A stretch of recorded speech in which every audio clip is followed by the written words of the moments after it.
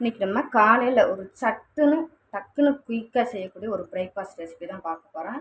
பூரியும் அதுக்கு சட்டுன்னு குயிக்காக செய்கிற மாதிரி அதிக நேரம் எடுக்காமல் ஒரு பூரி கறி மசாலா ரெசிபி தான் நம்ம இன்றைக்கி பார்க்க போங்க. ரொம்ப ஈஸியாக பிகினர்ஸ் கூட செய்யலாம். அதுக்கு நான் கேரட்டு, பீன்ஸு, பச்சை பட்டாணி எடுத்துருக்கேன்.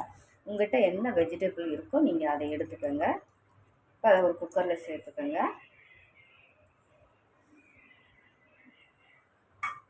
குக்கரில் சேர்த்துட்டு அதுக்குடைய வெங்காயம், கட் பண்ண வெங்காயம், ஒரு டீஸ்பூன் அளவுக்கு இஞ்சி பூண்டு பொடியாக எவ்வளோ நறுக்கணுமோ அவ்வளோ முடிஞ்ச அளவுக்கு நறுக்கிக்கோங்க. தக்காளி சும்மா பேருக்குன்னு போட்டுக்கோங்க, அதிகம் தக்காளி வேண்டாம் பூரி மசாலாவுக்கு. காரத்துக்கு 2 மிளகாய், கறிக்கு தேவையான உப்பு, 1/4 டீஸ்பூன் மஞ்சள் தூள், காய் மூங்குற அளவுக்கு தண்ணி சேர்த்துக்கோங்க.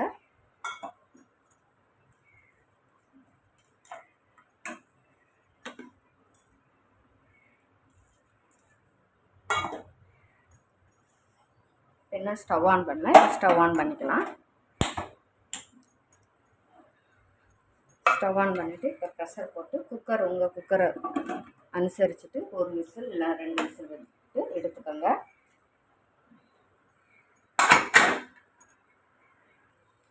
இப்போ நான் பூரிக்கு மாவு பிசைஞ்சு எடுத்துட்டேன். இதோட வீடியோ ஏற்கனவே நான் டீட்டெயில்ஸாக மிக்சியில் எப்படி டக்குன்னு நல்லா சாஃப்டாக பூரி பொறுப்பு மாவு பிறையிருக்குன்னு நான் டீட்டெயில்ஸாக சொல்லியிருக்கேன்.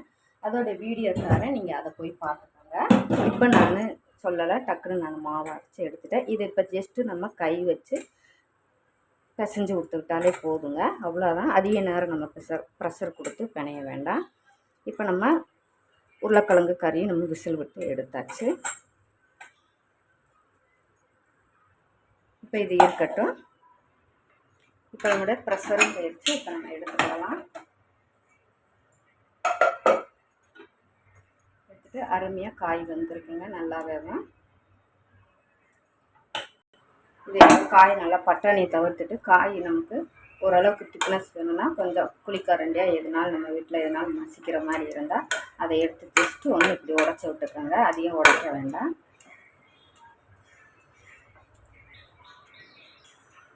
ஸ்டவ் ஆன் பண்ணிக்கலாம். ஒரு பாத்திரத்தில் மாற்றி நம்ம வேறு பாத்திரத்துக்கு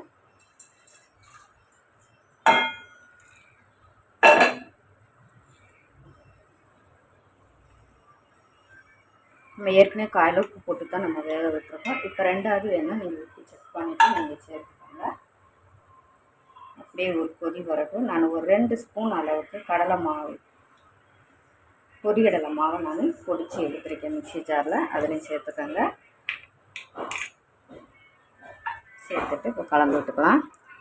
இதை இப்போ நம்ம கலந்து விட்டுக்கலாம். ஹை ஃப்ளேமில் நம்ம வச்சுக்கலாம். ஒரு 2 நிமிஷம் நம்ம குக்கரில் விட்டு நம்ம மசிச்சு எடுத்தோம் பார்த்தீங்களா, அதுக்காக ஒரு ஜஸ்ட் ஒரு 2 நிமிஷம் நம்ம ஒரு கொதி விட எடுத்துக்கலாம். பொட்டுக்கடலை கரைச்சி எடுத்ததுனால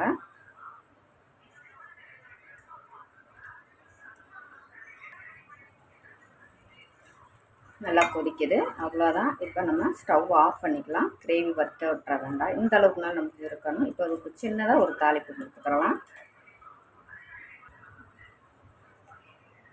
இதில் 1 ஸ்பூன் அளவுக்கு எண்ணெய் சேர்த்துக்கோங்க. எண்ணெய் காஞ்சதும் கடுகு சேர்த்துக்கோங்க. கடுகு வெடிச்சதும் ஒரு வத்தல் கருவேப்பிலை சேர்த்துக்கோங்க. சேர்த்துட்டு அப்படியே லைட்டாக கலந்து விட்டுக்கோங்க. கலந்து விட்டு இதில் கொஞ்சமாக ஒரு சிட்டிகை பெருங்காய பொடி சேர்த்துக்கோங்க. இப்போ இதெல்லாம் நம்ம தாளிப்பை சேர்த்துக்கலாம். அவ்வளோதான், அருமையான சட்டுன்னு செய்யக்கூட உருளைக்கிழங்கு கறி மசாலா ரெடி ஆச்சு. இதை இறக்க போகும்போது விருப்பப்பட்ட 1 ஸ்பூன் அளவுக்கு நெய் சேர்த்து கலந்து விட்டுட்டு பூரியில் ஊற்றி சாப்பிட்டு பாருங்கள், ஜம்முன்னு இருக்கும். எப்பயும் ஒரே மாதிரி கறி வச்சு கொடுக்காம இந்த மாதிரிக்கு இன்றைக்கி நான் வச்ச ஸ்டைலில் உருளைக்கிழங்கு பூரிக்கு இந்த மாதிரி கறி வச்சு கொடுங்க. வீட்டில் அருமையாக விரும்பி சாப்பிடுவாங்க. ரொம்ப வேலைக்கு போகிற டயத்தில் அவசரமாக நம்ம ஒரு பிரேக்ஃபாஸ்ட் எடுக்கணுன்னா இந்த மாதிரி இன்றைக்கி நான் செஞ்ச மெத்தடில் செஞ்சு பாருங்கள். டேஸ்ட்டை அடிச்சிக்கவே முடியாதுங்க. சிம்பிளான கறி தான் இது. பிஸ்னஸ்லாம் ஒரு அவசரத்தில் இன்றைக்கி இந்த மாதிரி ஒரு சட்டுன்னு செய்யக்கூடிய ஒரு பூரி மசாலா தான் இன்றைக்கி நம்ம அடுத்து பூரியை போட்டு எடுத்துக்கலாம். பிளான் பண்ணி இந்த மாதிரி செஞ்சீங்கன்னா உங்களுக்கு ஈஸியாக காலையில் வேலை முடியும். இப்போ பூரிக்கு நம்ம எண்ணெய் ஊற்றிக்கலாம். இப்போ நம்ம எண்ணெய் காஞ்சிருச்சு, பூரியை போட்டுக்கலாம்.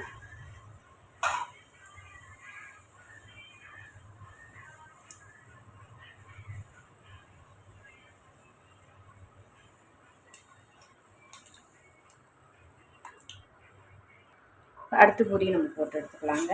இதே போல் நம்ம இருக்கிற பூரியெல்லாம் போட்டு எடுத்துக்கலாம்.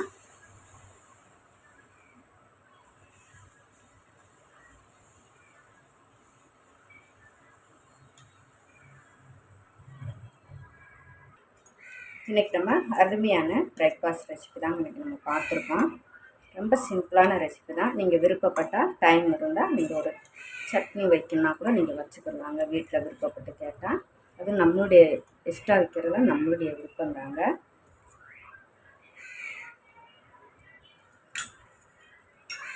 வீடியோ பிடிச்சிருக்குன்னு நினைக்கிறேங்க. வீடியோ பிடிச்சிருந்தா தேவிஸ் கிச்சனை சப்ஸ்கிரைப் பண்ணுங்கள், சப்போர்ட்டு பண்ணுங்கள், லைக் கொடுங்க. நிறைய பேர் வீடியோ பார்த்துட்டு அப்படியே விட்டுறீங்க. வீடியோ பிடிச்சிருந்தா சப்போர்ட் பண்ணுங்கள், லைக் கொடுங்க. தேங்க்யூ.